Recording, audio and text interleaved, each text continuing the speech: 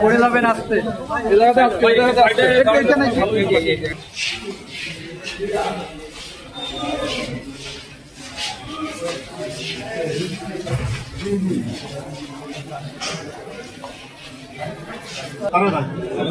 আমি তোমাদের পুরো ইয়ে না মুখরোচক কথা না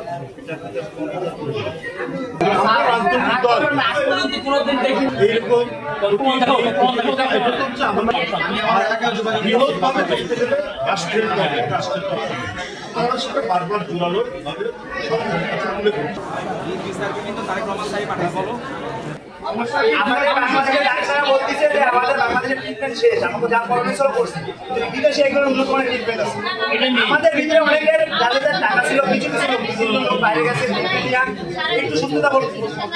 আপনারা মিডিয়াতে সবসময় খালি কি নির্বাচন নির্বাচন নির্বাচন, এই নির্বাচন ছাড়া আর কোনো আমি কই এই দল আমিও বিএনপি করতাম, না করে কিছু নাই, কিন্তু এখন আমার মন থেকে বিএনপি থেকে ভিন্ন হয়। শুধু প্রত্যেকটা দলের মধ্যে এখন ভিন্ন হয়। কিসের জন্য জানেন? এই 9 মাস 10 মাস ধরে আহত মেডিকেলে করে আছে, চোখ হারায় মাঝখানে শুনছিলেন হয়তো 2 চোখ হারায় তার বউ ছেড়ে চলে গেছে গা, এটা শুনছিলেন হয়তো। ট্রিটমেন্টের অভাবে তাদের পুনর্বাসনের কোনো খবর নাই, সপ্তাহখানিক দেখতে আসে নাই, কেউ বলা যায় আশ্বাস দেওয়া যায়। কিন্তু এখন যারা পলিটিক্স নিয়ে এখন পুরো ব্যস্ত হয়ে গেছে গা, কিভাবে পলিটিক্স করবে আর কিভাবে নির্বাচন করবে।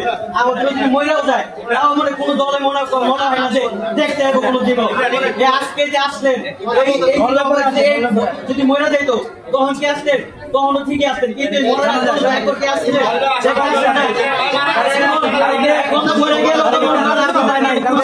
যে মরে গেলেই সব শেষ। কিন্তু আপনারা কোন সব মিডিয়াতে ফোকাস করতে পারবেন না যে চিকিৎসা লেগে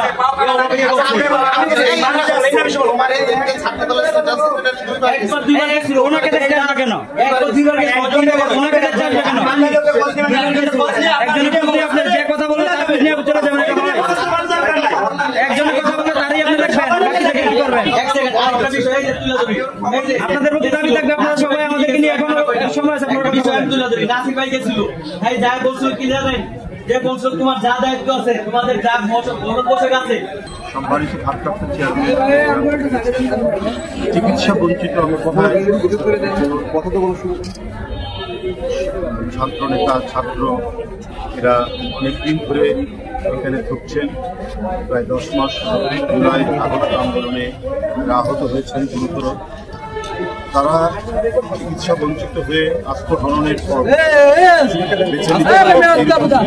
একটি সংবাদ পাওয়াতে তিনি আমাদের পাঠিয়েছেন। এখানে আমরা উপস্থিত চিকিৎসকবৃন্দ এবং যারা ছিলেন রোগীর অ্যাটেন্ডেন্ট সহ অনেকের সাথে কথা বলে আমরা পরিস্থিতি পর্যবেক্ষণ করি এবং যারা গুরুতর অসুস্থ হয়েছেন, যারা এই ধরনের একটি পথ অবলম্বন করেছেন, বেআইনি পথ তাদের সাথে কথা বলেছে, নিশ্চয়ই একেবারে চিকিৎসার জন্য মূলত প্রায় 20-22 হাজার ছেলে আহত হয়েছে জুলাই আগস্টের আন্দোলনে।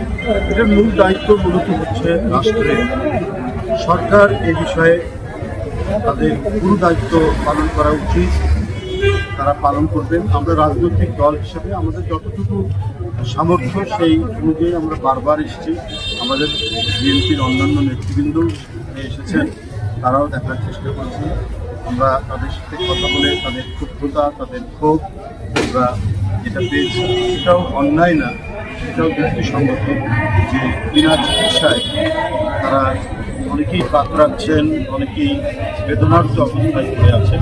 এদের আরও উন্নত চিকিৎসার জন্য প্রয়োজনে দেশের অন্য কোথাও ভালো হাসপাতালে অথবা বিদেশে তাদেরকে পাঠানো যায় কিনা সেগুলো নিয়ে খোঁজ খবর করা বা স্পেশাল একটি কমিশন করা সরকার।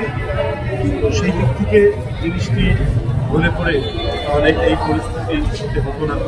যাই হোক, যারা এই আজকে এই ধরনের একটি ঘটনার সাথে যারা যুক্ত হচ্ছিলেন, বিনা চিকিৎসায় নিজেদের জীবনকেই বিপন্ন করতে যাচ্ছিলেন, তাদের সবাইকে বলা হয়েছে তোমাদের এই ধরনের কাজের যেন প্রদর্শিত না হয়। তোমাদের চিকিৎসার সম্পূর্ণ দায়িত্ব বিএনপির ভারপ্রাপ্ত চেয়ারম্যান তিনি দেশের বাইরে থেকে এটি দেখেছেন, আমাদের পাশে তিনি নেবেন এবং বিএনপির পক্ষ থেকে একটা সংগঠন তিনি যেটা করেছেন, আমরা বিএনপি পরিবার, সেই বিএনপি পরিবারের যারা নেতৃত্বে আছেন